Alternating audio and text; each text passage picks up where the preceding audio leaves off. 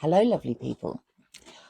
I'm Debs. Welcome or welcome back to my channel, Raina Read Stuff. I am in the book shack. It's chucking it down with rain. Storm Bert is lurking somewhere. So we've had high winds and rain. It's Sunday. I'm going to do my weekly reading wrap up. But first of all, if you haven't seen it, I was very honoured to be asked to take part in a video compilation that was put together by our friend Gareth at Book Songs and Other Magic, where a number of 30-odd booktubers said what their favourite read of this year had been so far. It's a great video. I'll link it below. Thank you very much to Gareth for putting it together. And if you haven't checked it out, have a look. Have a look and see. There's a lot of good recommendations on there from wonderful booktubers. So, what have I read this week? Well, I started off with Chekhov. I'm taking part in Chekhovember. Again, links down below. And this week's read was a long short story or novella, Ward 6. I've read Chekhov's plays. I've read quite a few of Chekhov's plays, and I really enjoy them. I don't think I'd ever read any of his short stories. I loved this. I loved Chekhov's Ward 6. It's quite dark. We've got another couple of stories to read this week. I don't know whether they're going to be as dark, but this one features a doctor who, when he's younger, he's full of high ideals. He wants to save the world.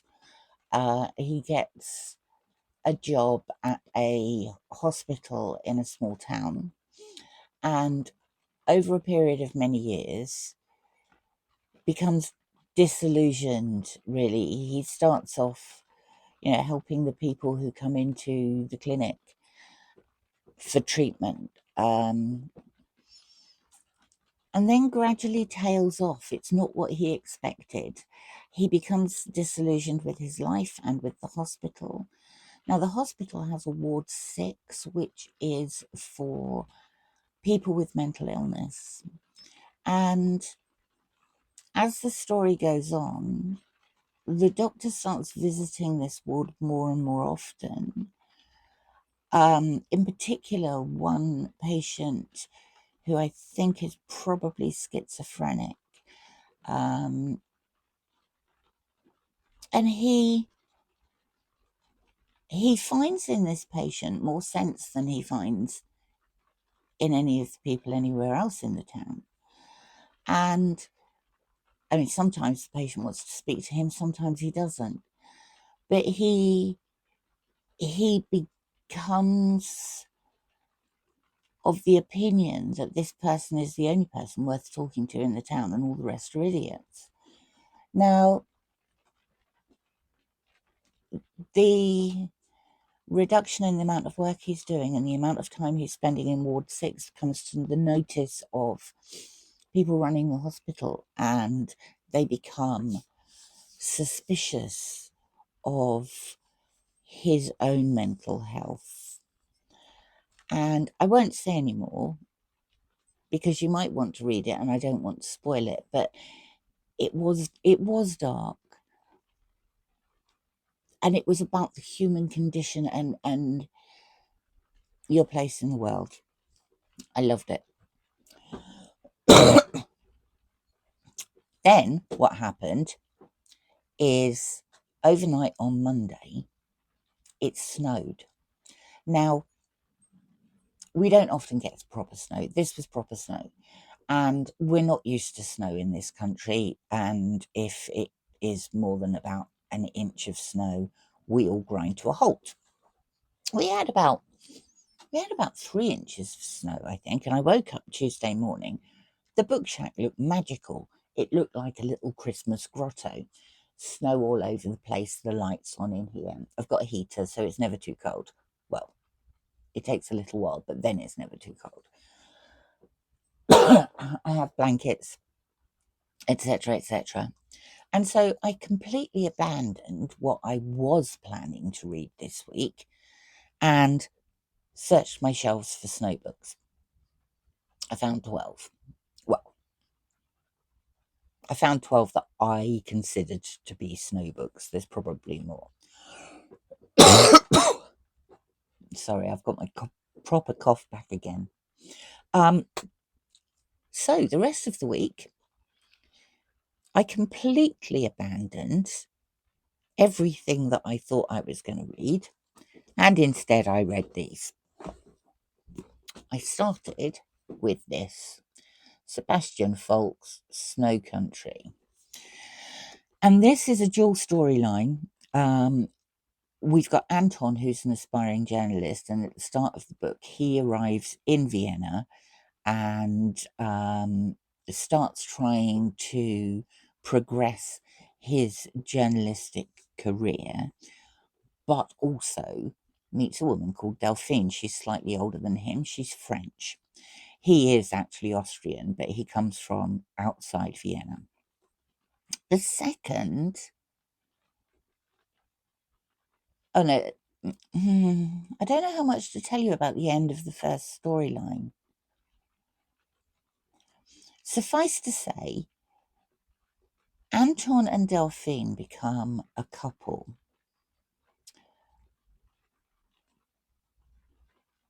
Anton's career takes off a bit more. He is in Paris when war breaks out. The First World War breaks out.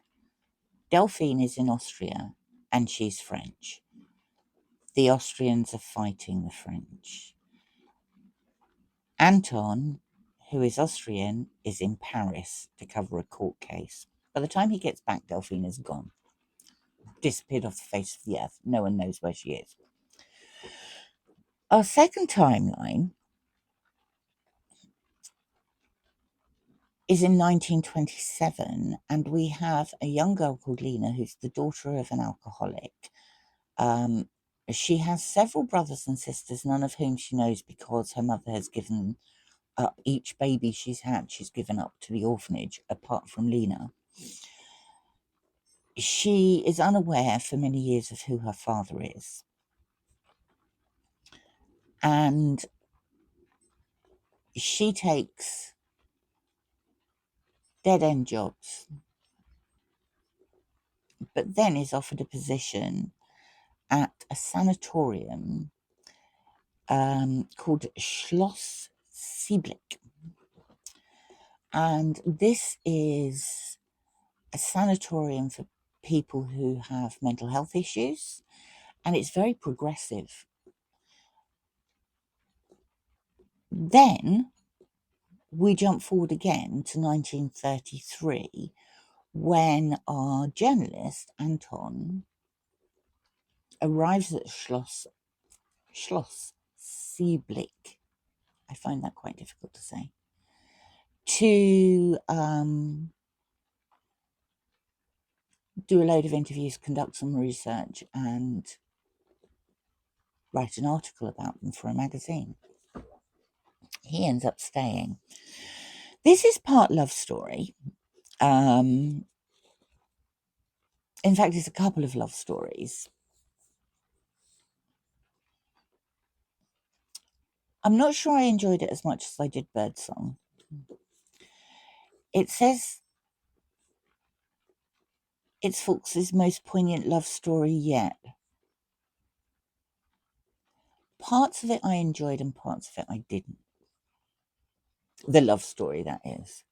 Overall, I did enjoy the book very much, but I don't think it's his best. I then moved on to some Scandi noir. I am a big fan of Scandi noir. These are both Icelandic noir.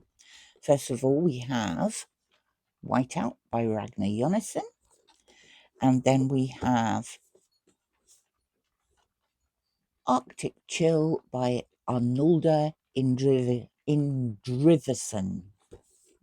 That's a bit of a mouthful too, and I've probably completely destroyed the poor guy's surname. These are both authors I've read before.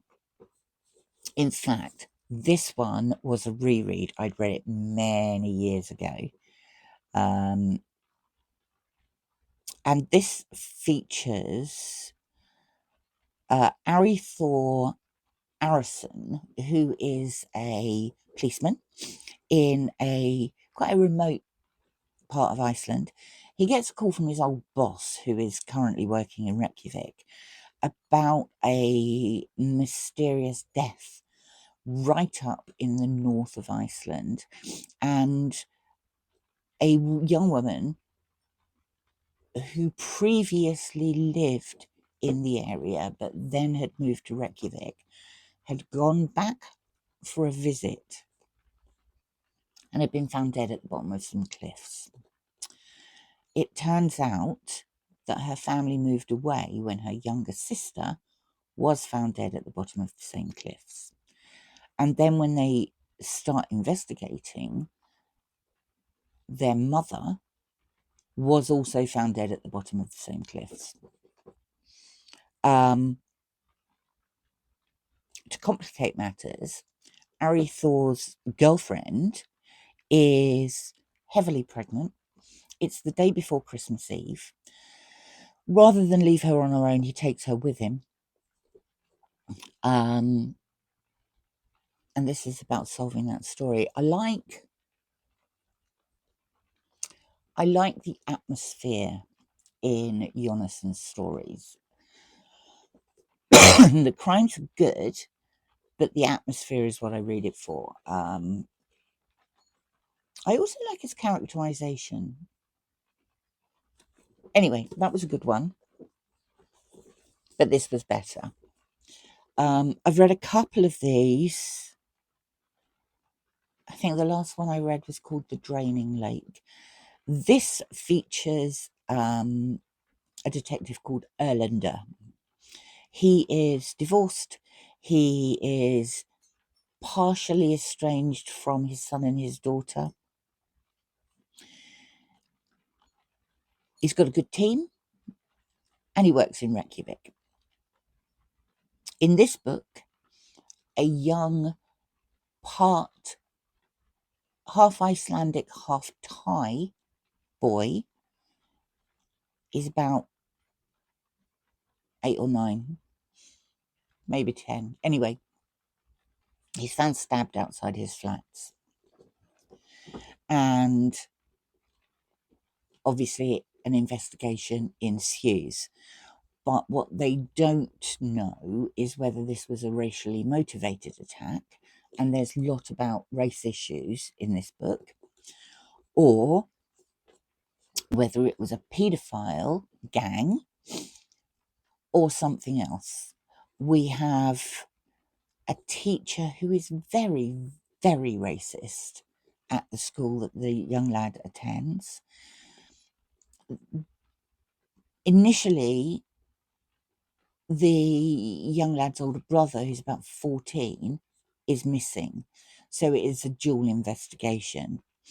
This also introduces a theme that goes through these novels, which is about Erlander's younger brother, who was lost in a snowstorm when he was 8 and Erlander was about 10. They were out with their father. They got separated from their father. There was this huge snowstorm. Erlander had hold of his brother's hand, but it slipped away. He was rescued. His brother's was never found. And this is a bit of a running theme through the Erlander books. Like that too. A couple of books of short stories. So, Ernest Hemingway, The Snows of Kilimanjaro. Can't beat a bit of Hemingway, can you? There's some good ones in here. I enjoy the lack of plot, I think, in any of these stories. Sometimes nothing happens, or very little happens. But his characterization and the way the characters come across in these stories is just fabulous. So that was a good one. Second book of short stories. Again, similar but different. This is a winter book by Tove Jansson, who was a Finn, most famous for writing the Moomin stories. And this is a lovely book. This is a bit of a compilation of short stories from other places. In the first section, which is called Snow, it's, in fact, and the second one, there's 4 parts to this book. There's 5 parts to this book. The first is called Snow, the second is called Flotsam and Jetsam, and the second is the name of another book. These are pretty much autobiographical stories of her childhood. There's her as a child. There's a lot of photographs in here, family photographs, and these are just lovely. And most of them talk about an island that they used to go and stay on as a family. Then you have the third section is called Travelling Light, which is also the name of another of her books. There's a couple of really good short stories in here that I absolutely love. One is called The Squirrel, and the other one is the name of yet another of her books, which is it's called Letters from Clara. And these are letters that the protagonist in this story has written to random people. And Clara is quite an old lady. And she's written letters to all sorts of people. She's written letters to friends, her goddaughter,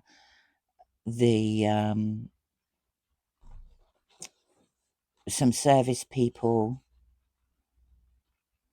And in some of them, she's really caustic. In some of them, she's very kind. Then we have a section of messages that she has been sent, followed by a section of correspondence. And that's really interesting. They are really interesting. So, enjoyed this one too. Now, the last 2 were fabulous. Funnily enough, the day I started reading this one, Pat at Book Chat with Pat put up one of her books I liked to teach episodes, and it was this book, Snow Falling on Cedars by David Guterson. I've had this on my shelves for ages, and I've never read it. On the front, it says this is a glorious whodunit, and it is a glorious whodunit and a courtroom drama, but there's far more to it than that. This deals with the murder of a fisherman on an island, a very small island. Well, it's very small. It's got a population of about 5,000. And it turns into a murder trial. We have a Japanese community on this island. They've been on this island for many years. And the first Japanese people arrived in the 1800s. And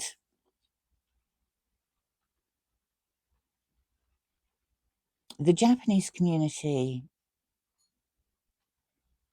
a member of the Japanese community is accused of killing this fisherman.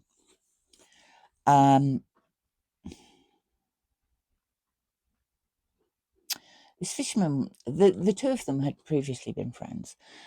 Now, I just want to make sure I get these names right because, right, the Miyamoto family had been strawberry farmers. They had a small plot of land that they had been purchasing. They'd put a down payment down and had an agreement to make monthly payments. And at the end of a period of time, this land would become theirs. It was 7 acres of land. Before that could happen, literally just before that happened, the Japanese bombed Pearl Harbor and the US declared war on Japan. So these islanders, where you have a mixed community of Americans and people of Japanese descent, and the Americans, a lot of the Americans on there are of German descent. Pearl Harbor brings out all the racial prejudices that are already there and festering. All the Japanese are rounded up and sent off to an internment camp. This means the Miyamoto family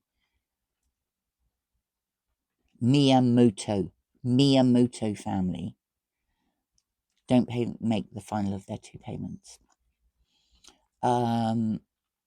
Kabuo, who is the accused in the court case, signs up and goes off to fight in Europe. And Karl Heine, who is the victim in the court case, goes off to fight the Japanese.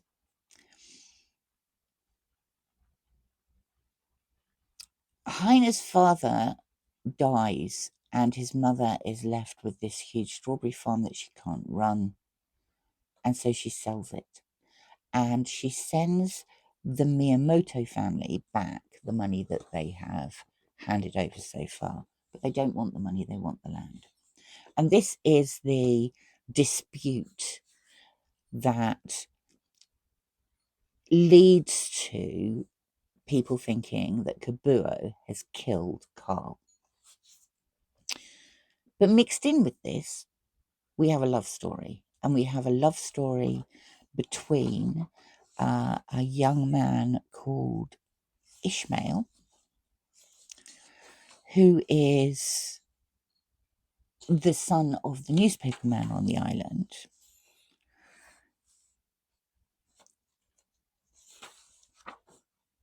And I'm just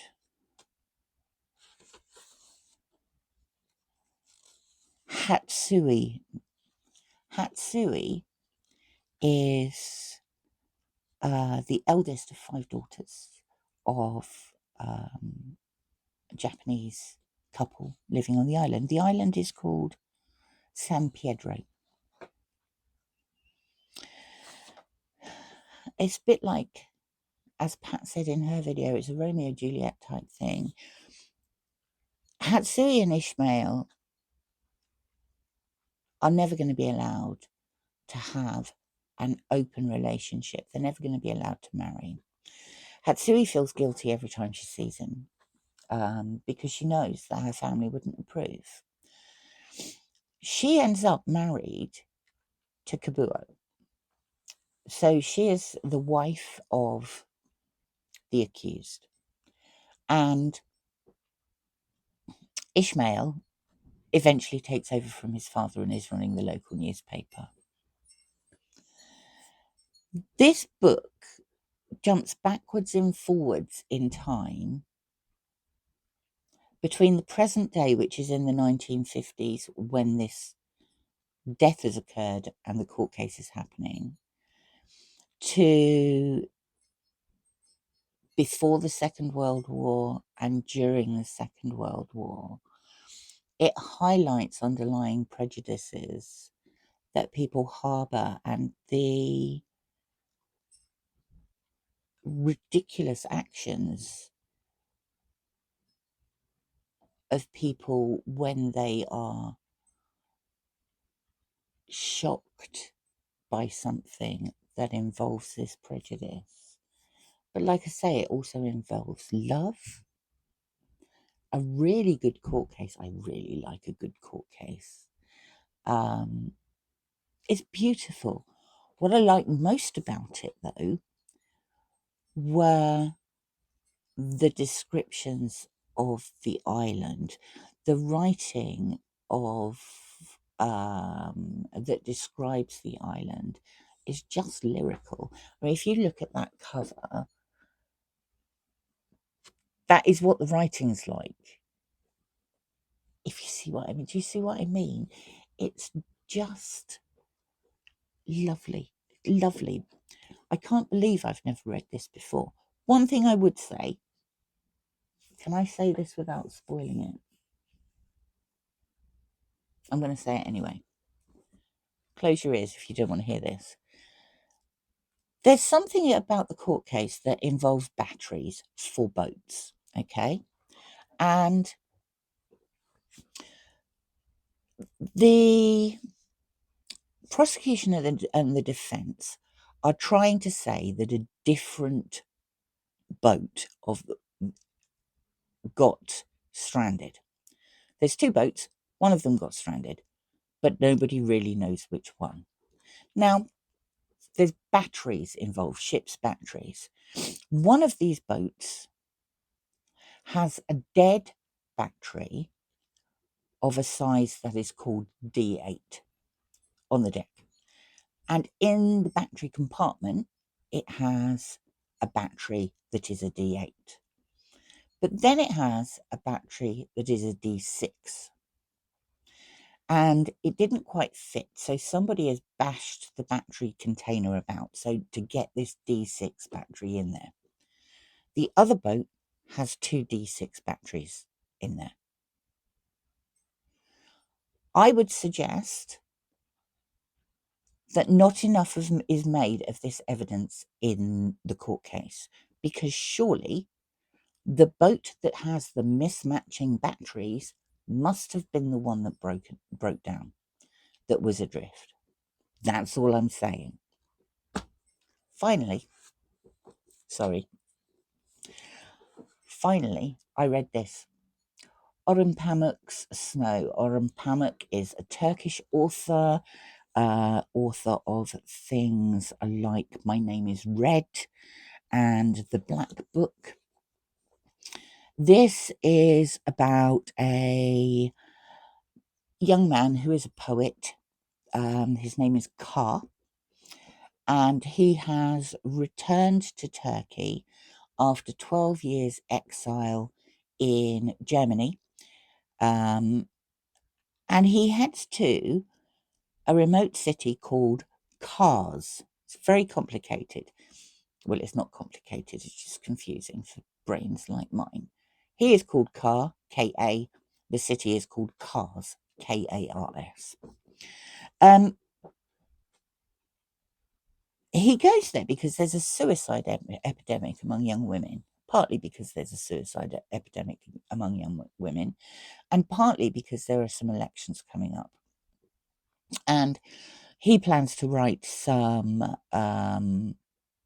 journalistic articles for some papers. Also, he used to live there, and he wants to find an old friend who he knows is separated from her husband, and he wants to meet her. And he hopes to fall in love with her. He goes on a bus journey from Istanbul to Kars, during which snow starts falling heavily. He returns to this town, which is not as he remembered it. It's far more decrepit. The people are far poorer, but it's covered in snow, and the snow falls so heavily that the town is then cut off. This is a book about the politics in Turkey. It's about religious fundamentalists.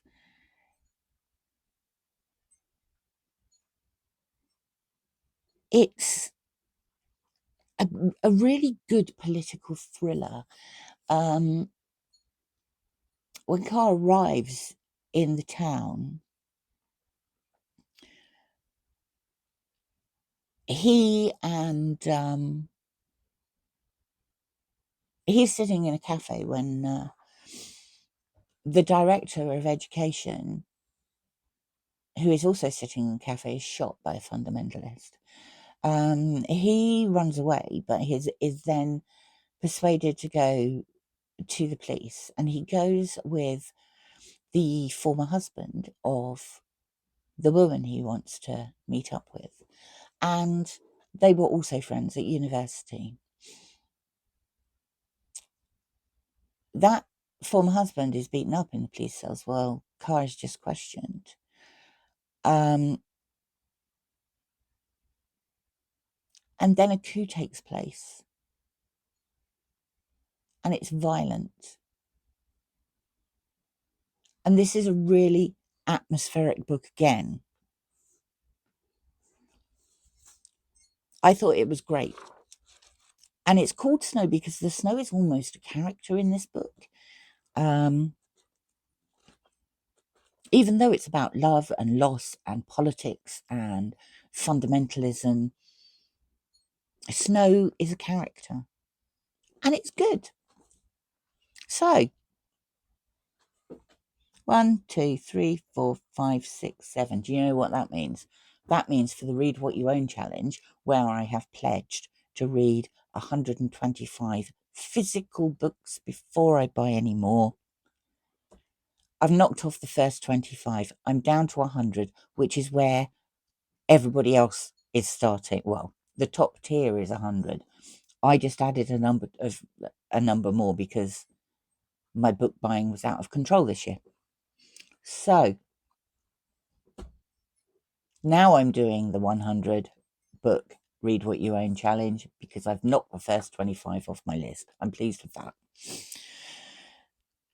Next week, it's the last week of November, and there are certain things I need to wrap up. So we've got a couple of short stories to read for the Chekhov Ember.